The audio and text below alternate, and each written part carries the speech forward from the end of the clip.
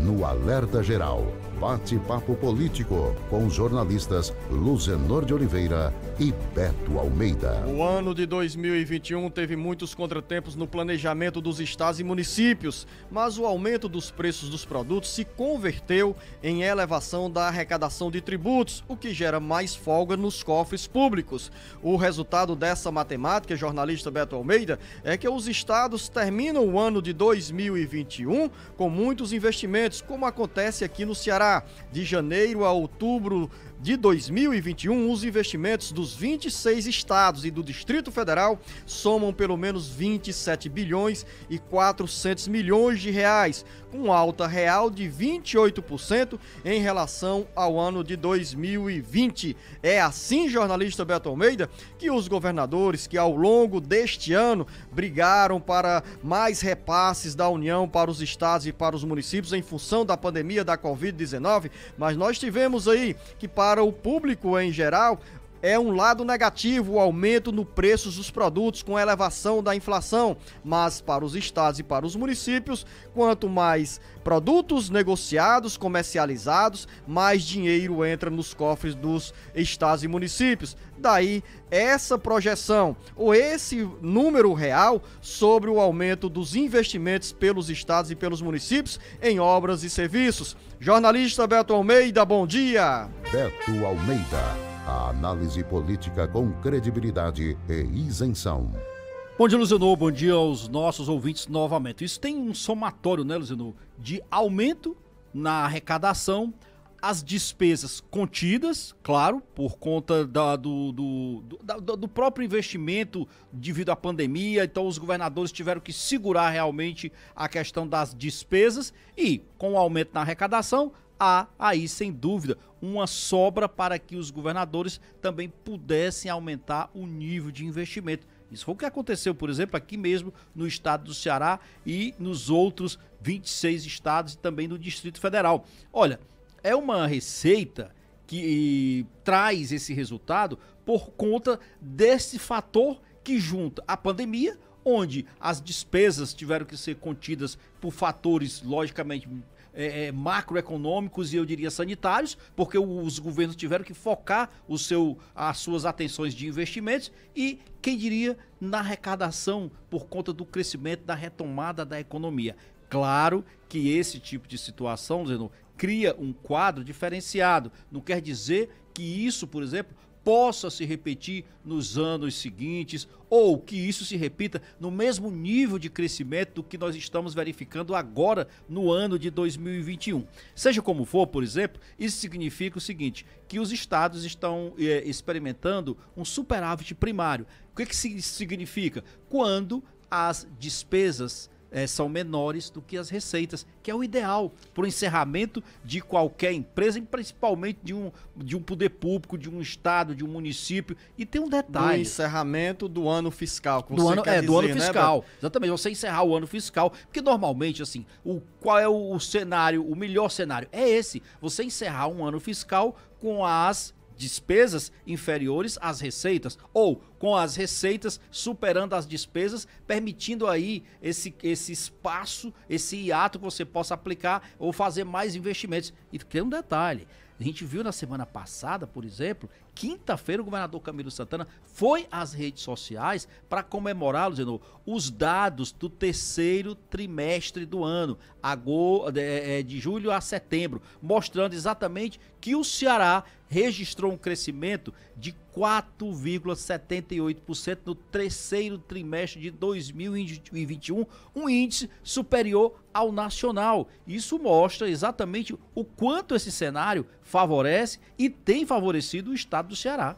Beto Almeida, nesse cenário positivo, há pressão também, tanto no âmbito dos municípios quanto do estado do Ceará, exemplo do que se repete no Distrito Federal e nas demais unidades da federação, pressões para os servidores ou dos servidores que querem reajuste salarial. Se neste ano de 2021 os governos estaduais estão encerrando bem o ano fiscal, como você bem registra, com base nesses dados encaminhados pelos próprios governos dos estados ao Tesouro Nacional, já há uma pressão que recai no ano eleitoral, que é a cobrança dos servidores públicos por o reajuste de salários que estão aí congelados, salários que estão também defasados em função da alta da inflação. Afinal, a projeção é que 2021 termina com uma inflação acima de 2 dígitos, o que gera preocupação para os administradores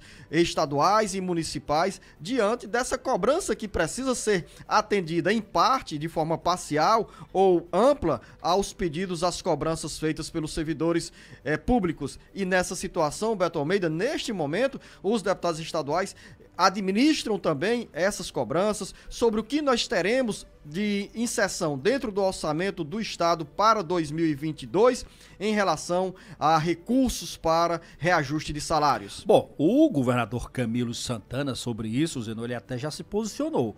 Confirmou, hoje o Ceará tem 181.400 servidores estaduais, tá? E isso ativos e inativos. E ele confirmou que sim, a categoria dos servidores estaduais, ativos e inativos, terão melhorias salariais em 2022.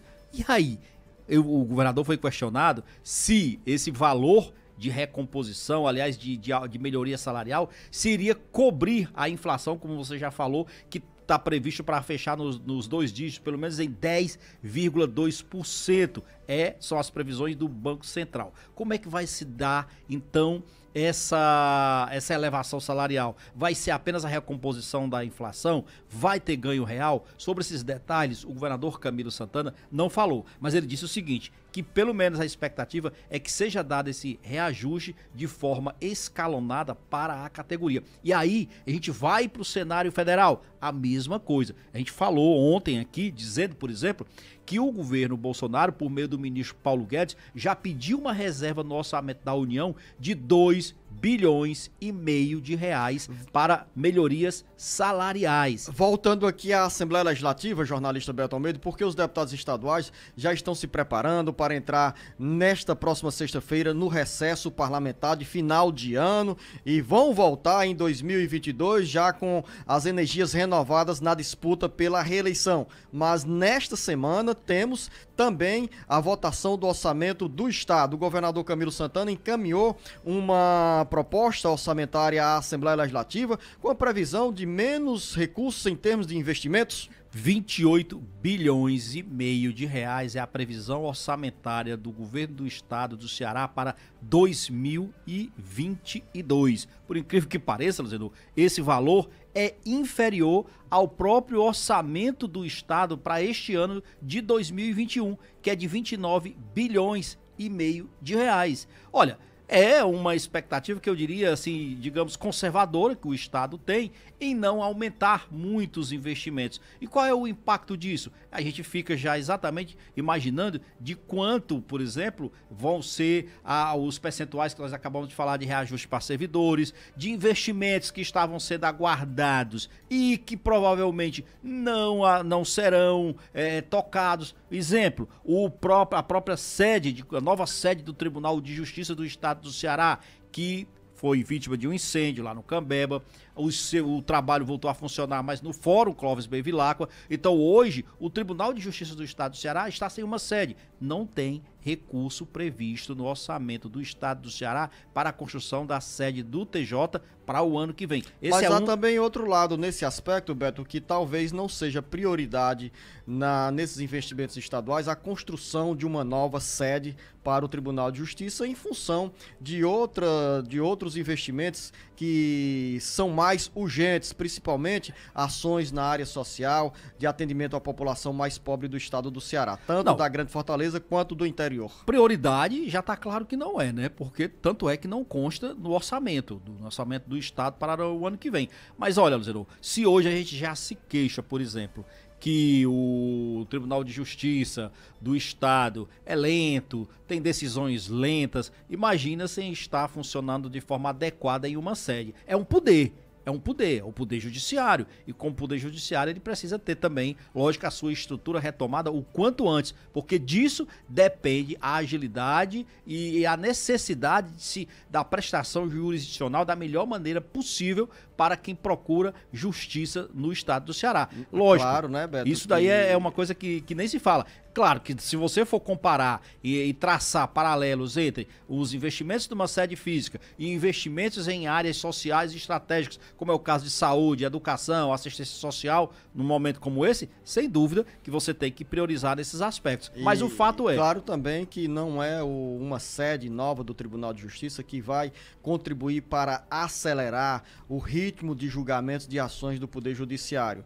Nós temos acompanhado aí que o Tribunal de Justiça tem cobrado também a abertura de concurso público, né? Tem anunciado já a abertura de concurso público para a contratação de novos servidores.